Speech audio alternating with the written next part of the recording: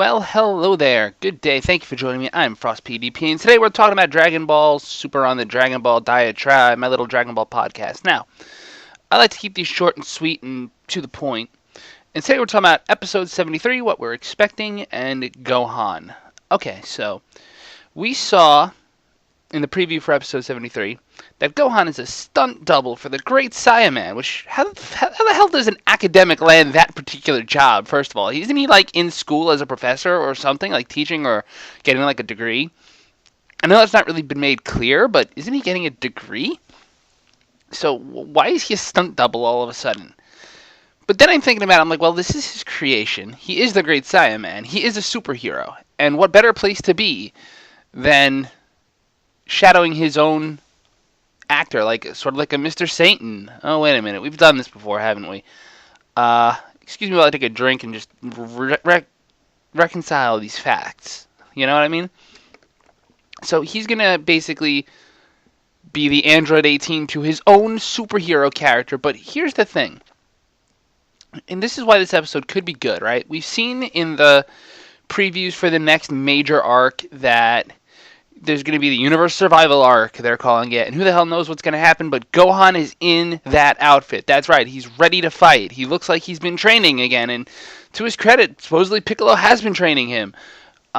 We've seen a scene or two of that, right? And maybe it's helpful, I don't know, but the thing is, maybe getting to act up as his superhero self again will remind him why he was the Earth's protector in the first place. You know, for that little time period while his dad was on vacation in the afterlife, which is a thing in Dragon Ball.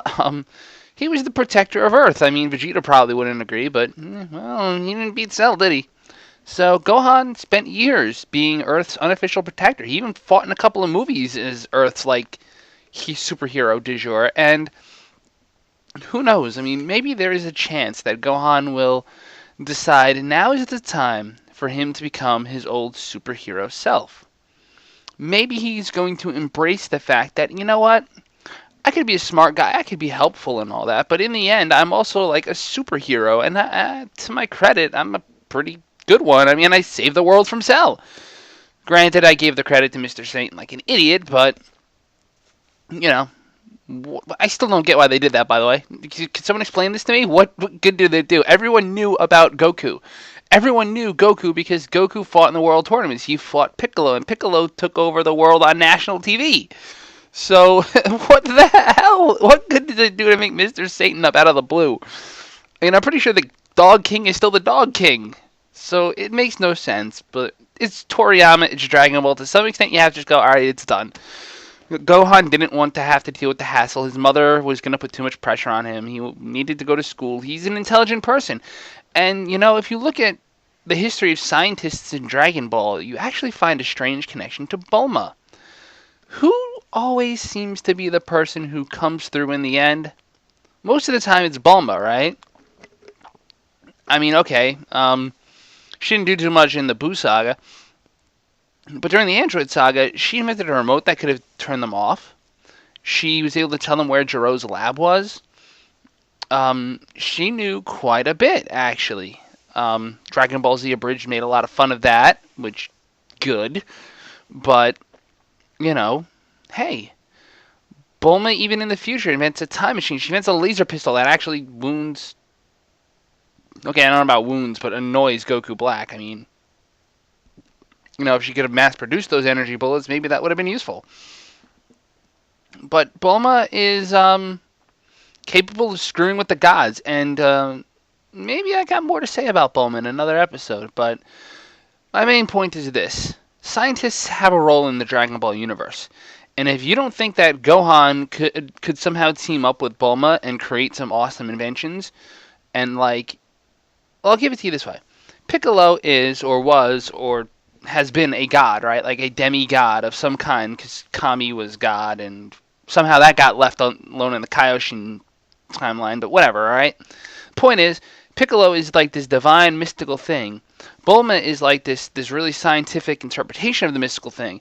And Gohan's caught kind of in between, right? I mean, like, he's got some god mojo from being Mr. Gohan for a little while, and we don't know what happened to that, but he also has trained with a god. in the sense of Piccolo is a god. But he's also a smart guy. He could start quantifying things in the way that, somewhere, somewhen, Frieza's people started developing, like, oh, hey, we can read someone's ki by looking at their ki through a power level scouter.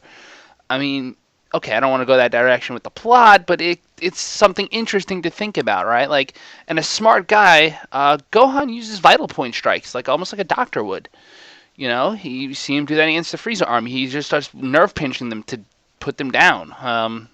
They'll die anyway, which Gohan should have been smart enough to figure out. But, I feel like if Gohan were serious about training, and if Gohan were to talk with Bulma, the two of them could probably come up with a really good training regimen for any Saiyan. For Vegeta, for Goku, for Gohan, for Trunks and Goten. There could be real character development there. And it would be nice to see Gohan on the battlefield, but you know what? I'm not sure if that's his place. I'm not sure if he's a frontline fighter. I mean, I've been looking at a lot of the old stuff. The old Gohan falling down a ravine trying to chase Piccolo up it. And on a lot of levels, that parallels to the plot arcs Goku went through as a kid. And all the ridiculous things Goku did as a child. And Z really does set you up to look at the next generation of the Sun family, but it ends on this note where the Sun family never gets to go through that, and I'm going to pull from Crusader Kings here, but there's a dynasty in development. Goku, Gohan, Pan, they are the heirs to protecting Earth's throne, and sure, we made them aliens in Z, and we didn't really have to do that, but we did. And sure, the whole universe is out there in space, and then there's gods and magic, and who the hell knows what's going to happen next. Hopefully not a tournament, but there was the real potential for Gohan to become the next Goku, for Goku to pass on and to leave the mantle truly to Gohan. But that doesn't seem to be Gohan's intention, and that's fine. And that's never seemed, from anything I've ever seen, to be Goten's intention either. That's fine too. But maybe that will fall to Pan one day. And that could be where this becomes really interesting, because Gohan doesn't have to be the superhero if his daughter turns out to be even better than he is. But I'm going to leave you on that thought. If you enjoyed, hit the like, subscribe buttons. I'm going to talk about Tien Shinhan next. And as always on this channel, La Paz.